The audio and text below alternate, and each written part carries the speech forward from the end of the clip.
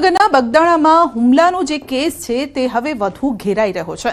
ગાંધીનગરમાં કોળી સમાજની બેઠક પૂર્ણ, પરસોત્તમ સોલંકીના નિવાસસ્થાને બેઠક પૂર્ણ। બેઠક કરીને રાજેશ ચુડાસમા, કોંગ્રેસના નેતા ચંદ્રિકાબેન ચુડાસમા, કેન્દ્રીય રાજ્યમંત્રી નીમુબેન બાંભણિયા હાજર રહ્યા છે।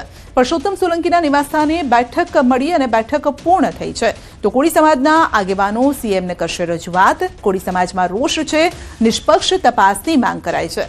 પરસોત્તમ સોલંકી સહિત કોળી સમાજના આગેવાનો તેમાં જોડાયા છે અને સીએમ સાથે મુલાકાત પહેલા સમાજના આગેવાનોની બેઠક થઈ છે।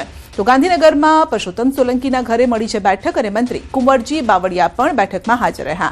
તો સાંસદ કેન્દ્રીય મંત્રી નીમુબેન બાંભણિયા પણ હાજર રહ્યા છે। એમપી રાજેશ ચુડાસમા, એમએલએ હીરા સોલંકી બેઠકમાં હાજર રહ્યા। કેસમાં અત્યાર સુધીમાં 8 આરોપીઓ પકડાઈ ચૂક્યા છે।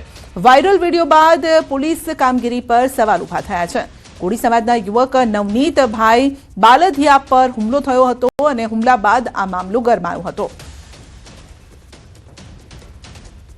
તો હુમલા કેસમાં સીએમને રજૂઆત કરશે સમાજના લોકો। આજે ગાંધીનગરમાં રજૂઆત પહેલા બેઠકનું આયોજન કરવામાં આવ્યું, કારણ કે હવે મામલો અંગત અથવા તો આંતરિકની જગ્યાએ હવે સામાજિક થઈ ગયો છે। સમાજ હવે આ હુમલા બાદ એક થઈને હવે સીએમને રજૂઆત કરવા માટે સમાજના આગેવાનો પહોંચવાના છે।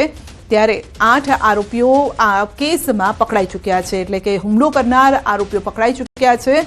પરંતુ હવે માંગ કયા પ્રકારની રાખશે સીએમ સુધી તે જોવાનું છે, કારણ કે પોલીસ અધિકારીની પર પણ એક્શન લેવાયું હતું। 8 આરોપીઓ પણ પકડાઈ ચૂક્યા છે। ગૌતમ આપણી સાથે જોડાઈ ગયા છે, વધુ અપડેટ આપણે તેમની પાસેથી મેળવીશું। ગૌતમ, જે એક્શન લેવાનું હતું પોલીસ તરફથી અથવા તંત્ર તરફથી તે એક્શન પહેલા લેવાઈ ચૂક્યું છે, આરોપીઓ પકડાઈ ચૂક્યા છે, અધિકારીની બદલી પણ થઈ ચૂકી છે। તો હવે સીએમને મળીને સમાજ શું માંગ કરવાનો છે, નેતાઓ શું માંગ કરવાના છે?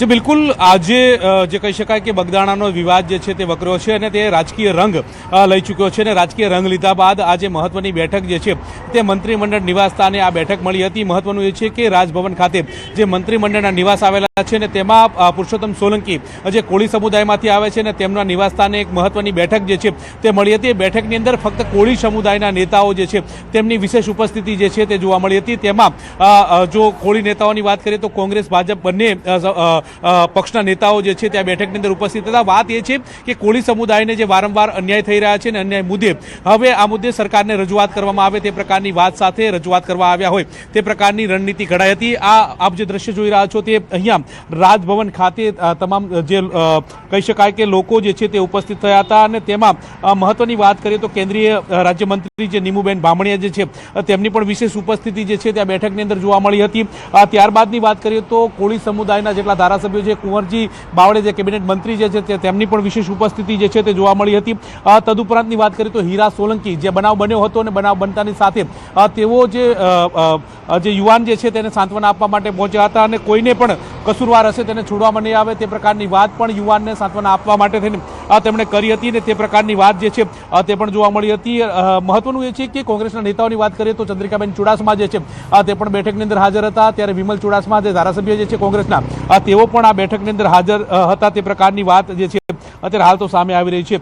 રાજેશ ચુડાસમા જે સાંસદ જે છે ભારતીય જનતા પાર્ટીના ઉપપ્રમુખ જે છે તે પણ તેઓ પણ આ બેઠકની અંદર ઉપસ્થિત રહ્યા હોય તે પ્રકારની બાબતો જે છે તે જોવા મળી છે। એટલે કે કોળી સમુદાયનું નેતૃત્વ જે છે તે એકત્ર થયું છે। મહત્વનું એ છે કે સમાજ મુદ્દે આ સમુદાય એક થતો હોય તે પ્રકારનો મેસેજ જે છે તે આપવામાં આવી રહ્યો છે અને સમાજ સંગઠિત થાય તે પ્રકારનો પણ મેસેજ જે છે તે જોવામાં આવી રહ્યો છે। મહત્વનું એ છે કે કોળી સમુદાયના આગેવાનો જે છે તે સીએમને મળશે તે પ્રકારની પણ વાત હતી। હવે સીએમ જે છે તે પણ આ રાજભવન ખાતે તેમનું નિવાસસ્થાન છે ત્યાં પહોંચી ચૂક્યા છે। હવે સીએમને મળીને કયા મુદ્દે રજૂઆત કરવી હશે અને કયા મુદ્દે તેમને રજૂઆત કરવાની વાત આવે તે પણ એક રણનીતિ ઘડાશે તે પ્રકારની વાત સામે આવી છે। પરંતુ હુમલાની અંદર ન્યાયિક તપાસ જે થાય તે પ્રકારની માંગ સાથે કોળી સમુદાય અડકશે ને તે વાતને લઈને પણ રજૂઆત કરે તો નવાય નહીં। આમ કહી શકાય કે જે કોળી સમુદાયના જે આગેવાનો જે છે તેમની આ એક મહત્વની બેઠક મળી હતી। બેઠકની અંદર સીએમને મુખ્યમંત્રીને મળવાની રજૂઆત અંદરના જે મુદ્દાઓ જે છે તે ચર્ચા કરાઈ હતી અને ત્યારબાદ હવે